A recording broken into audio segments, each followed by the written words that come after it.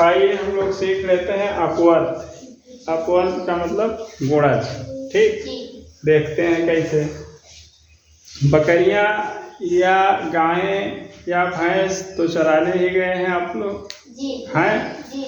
एक बकरी के कई पैर होते हैं? 4। और 2 हो गई तो 8। और 3 हो गई 12। और 4 हो गए तो 16। इसी तरह से मान लीजिए एक बॉक्स में 4 गेंदें हैं। ठीक, तो 4 गेंद को बताया गया कि किसी संख्या को बार बार जोड़ना ही गुणा कहलाता है। तो यहाँ 4 को एक बार जोड़ा गया तो कितना हो गया? 4।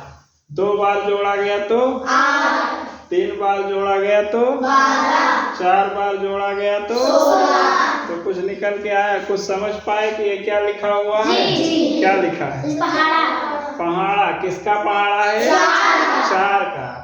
ठीक है, तो किसी संख्या के अपवर्त वही होते हैं कि किसी संख्या से, यदि किसी संख्या को, दी गई संख्या को, किसी संख्या का अपवर्त, ठीक है, उस संख्या को किसी भी संख्या से गुणा करने पर प्राप्त होता है।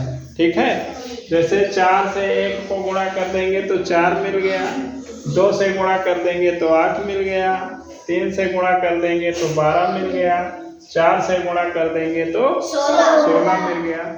दूसरी बात है कि ये जो दी गई संख्याएं हैं ये 4 से कटेंगी भी, 4 से कटेंगी, तो वह संख्याएं क्या कहलाएंगी?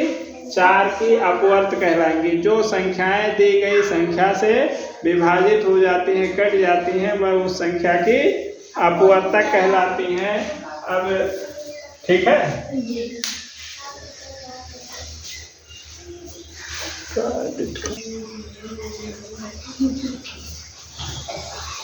उदाहरण के द्वारा इस तरह हमने देखा कि किसी संख्या का अपवर्त उस संख्या से किसी भी संख्या से, ठीक, उस संख्या से किसी भी संख्या को लिख दीजिए। किसी संख्या का अपवर्त उस संख्या से किसी भी संख्या को गुणा करने पर मिलता है। जैसे 3 का अपवर्त है तो 3 को 1 से गुणा करेंगे क्या मिलेगा?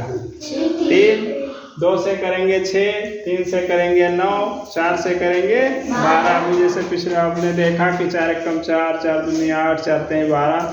तो इसी तरह से किसी भी संख्या का अपवर्त निकालने के लिए हम उसको 1, 2, 3 से गुणा करते चले जाएंगे तो हमको उस संख्या का अपवर्त मिलता चला जाएगा। जैसे मान लीजिए पूछता है कोई 6 का अपवर्त बताइए, तो क्या करेंगे? 6 का 6 एकम 6, 6 दूनी 12, 6 तेईं 18, 6 चौक 24। इस तरह से उस संख्या का अपवर्त मिलता चला जाएगा।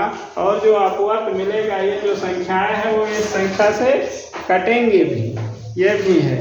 ठीक है, वह अपवर्त संख्याएं जो होंगी वो दी गई संख्या से कट भी जाएंगी। तो ये होता है संख्याओं का अपवर्त। ठीक है।